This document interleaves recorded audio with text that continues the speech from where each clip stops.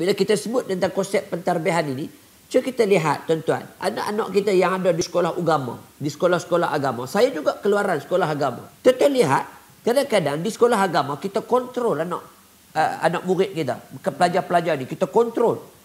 Cukup time semayang, cukup time makan, cukup time pergi sekolah, cukup time prep dan sebagainya.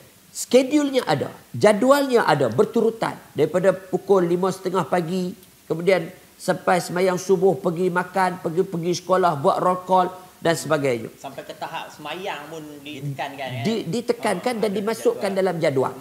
Tapi apa yang berlaku, hari ini dunia realiti, bila mereka keluar daripada sekolah-sekolah agama ini, bila mereka pergi ke peringkat universiti, mereka tidak dikawal. Mereka tidak dikongkong dan mereka tidak ada jadual sebagaimana sekolah mengatur jadual mereka. Dan akhirnya ketika mana mereka masuk ke peringkat universiti, mereka akan rasa kebebasan. Pada peringkat itulah anak-anak begini, kalau tarbiyahnya di peringkat sekolah tidak kuat, maka masuk ke peringkat universiti, dia dah ada culture shock, kejutan budaya. Akhirnya berlakulah perkara-perkara negatif ini. Sebab pentarbihannya tidak kuat.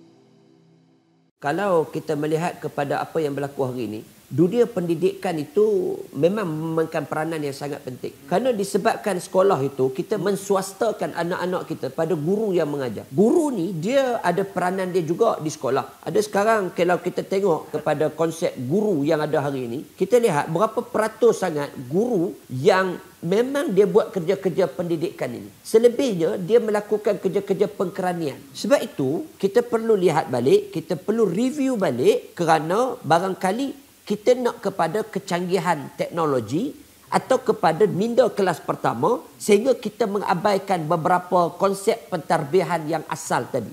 Bukan sekadar kita tak benarkan anak-anak murid berdiri di atas kerusi, denda dan sebagainya. Bahkan jegir mata pun tak boleh.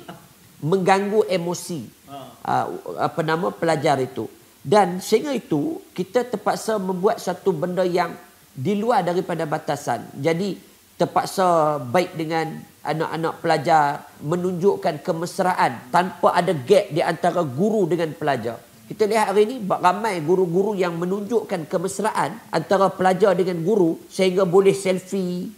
Saya ingat baik untuk kita bermesra dengan pelajar dan sebagainya, tetapi biarlah ada gap di antara guru dengan pelajar itu supaya guru dan pelajar ini dapat kita bezakan di antara peranannya masing-masing. Sebab itu anak-anak yang ada hari ini, mereka berhadapan dengan situasi yang sangat mencabar kerana faktor-faktor pentarbihan ini kurang berlaku di sekolah. Macam tak takut langsung dengan cikgu kan? Tak takut. Bila anak-anak dia berhadapan dengan pelbagai situasi yang begini, akhirnya anak-anak ni dia katalah cikgu ni tak ada apa pun. Ataupun ada cikgu kebanyakannya mesra, tapi ada seorang cikgu yang garang. Sebagai contoh mungkin cikgu disiplin. Dan cikgu disiplin ni dia akan ada ancaman sebab di sekeliling dia cikgu-cikgu lain mesra.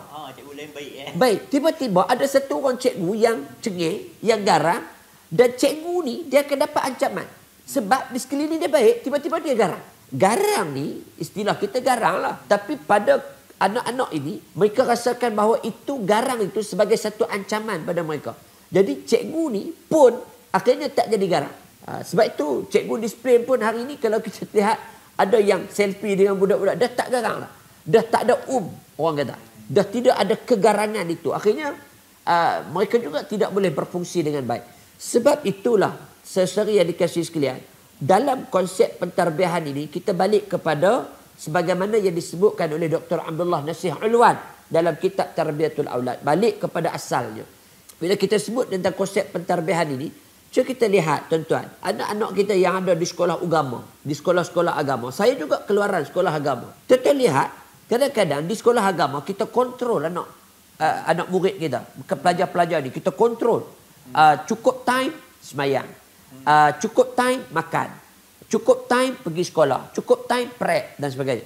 Skedulnya ada, jadualnya ada, berturutan. Daripada pukul 5.30 pagi, kemudian sampai semayang subuh, pergi makan, pergi sekolah, buat roll call dan sebagainya. Sampai ke tahap semayang pun ditekankan kan. Ditekankan dan dimasukkan dalam jadual.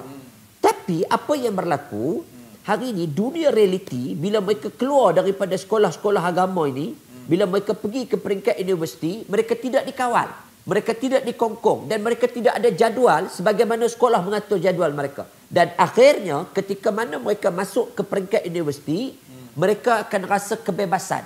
Pada peringkat itulah anak-anak begini, kalau tarbiyahnya di peringkat sekolah tidak kuat, maka masuk ke peringkat universiti, dia dah ada culture shock, kejutan budaya. Akhirnya berlakulah perkara-perkara negatif ini. Sebab pentarbihannya tidak kuat. Sebab itu bila nak sebut kata dari sudut pentarbihan, bukan sudut luaran. Bahkan dalaman ini kena kuat.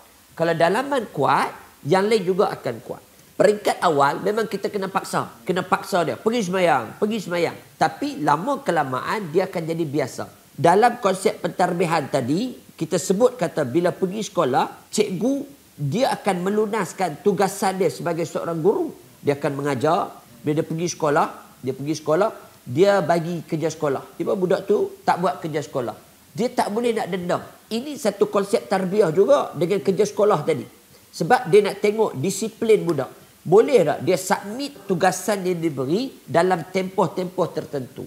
Tuan-tuan, ada ramai di kalangan pelajar-pelajar yang dari sudut tugasan ni pun dia dah berbohong. Ada pelajar yang kadang-kadang bila dia tak buat, dia kata buku tak bawa lah. Dia terpaksa ponting kelas lah. Bukan ponting sekolah, ponting kelas. Waktu kelas tu berlaku, dia pergi tandas. Dia pergi duduk lepak di belakang kantin sekolah. Dia pergi duduk di mana-mana jumpa kawan-kawan dia. Ada kes yang keluar pagar sekolah waktu kelas tu berlaku. Ini berlaku adalah kerana faktor pentarbihan itu tidak kuat. Berapa ramai masyarakat kita yang bertegur sapa dengan masyarakat yang lain. Orang bertegur sapa dengan orang. Hatta kalau kadang-kadang kita selisih dengan kawan, tuan-tuan, kita bagi salam pada orang yang kita tak kenal, orang tu akan jawab apa dengan kita? Dia akan jawab, kenal saya ke?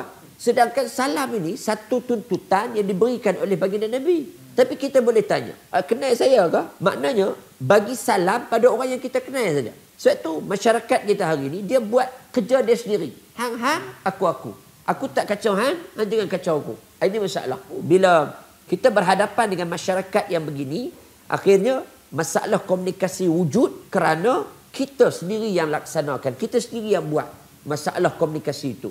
Ramai mak ayah hari ini, mereka dari sudut komunikasi mereka masih lagi kasar bahasanya. Ada yang mencarut, ada yang mencela, ada yang memaki, ada yang suka berdebat, ada yang mengeji, ada mengejek. Kadang-kadang bila anak balik cerita masalah, kita condemn anak tu. Tuan-tuan, ini satu benda yang sangat tidak bagus. Berapa ramai mak ayah hari ini daripada anak sekecil-kecil tu, anak baby kecil tu, bila dia dah faham, dia keluar rumah waktu maghrib, kita selalu gertak anak kita dengan dua benda. Satu polis, satu hantu. Ini yang berlaku. Kita habaq dekat anak kita, hang keluar sekali, polis main tangkap. Daripada kecil, kita dah doa supaya polis main tangkap anak kita, petah lagi besar. Sebab itu tuan-tuan, pergerakan kita hari ini, kita kena berhati-hati dengan apa yang kita cakapkan. Mak ayah kadang-kadang bercakap dengan anak-anak seolah-olah ada herdikan. Herdik bercakap dengan anak-anak. Cakap dengan anak-anak kasar. Ada ayah yang tunjukkan sindiran kepada anak-anak. Pun berlaku. Hari ini mak ayah dia kurang perbincangan dengan anak-anak. Sebab dia rasakan anak-anak ni dia tak perlu dibincang. Ikut saja. Yang ni dia panggil autokrasi dalam keluarga. Salah. Sebab itu dalam kalangan anak-anak ni dia perlu dibawa berbincang. Form 2 panggil. Dan kalau dia ada masalah disiplin di sekolah, sama ada rokok ataupun ponting, panggil dia. Abang, ataupun panggil nama dia. Abang, ayah tahu kata kamu ponting sekolah dah dekat-dekat sebulan. Kamu pergi mana? Apa yang kamu nak? Jangan sehingga bila kes tu kita dah tak boleh kontrol, akhirnya baru kita sedang. Sepatutnya kita dah panggil dan kita dah ambil action di peringkat awal. Jangan tunggu dia parah baru nak ambil action. Kadang-kadang anak ni bila dia tak pergi sekolah, dia nak tunjuk bahawa ada satu benda yang dia tak puas hati dalam keluarga barangkali. Dekat mak dia ke atau dekat ayah dia ke, dia memberontak. Itu sikap remaja. Dan termasuk juga anak-anak kecil, tuan-tuan. Kalau kita ada anak 1 tahun ataupun 2 tahun, Kalau dia nak tunjukkan pemberontakan dia tu, apa dia buat tuan-tuan? Dia tumpahkan susu. Kadang-kadang dia tumpahkan air. Dia sengaja sepah-sepahkan barang-barang mainan dia. Tuan-tuan sedar tak? Kenapa anak kita buat begitu? Sebab dia nak tunjukkan berontak dia tu supaya kita beri perhatian pada dia. Itu sikap anak-anak yang dia cuba sampaikan mesej itu pada kita. Tapi rupa-rupanya mak ayah tak faham hari ini. Bila anak sepahkan air, tumpahkan air, sepahkan makanan, mak ayah ni dia marah.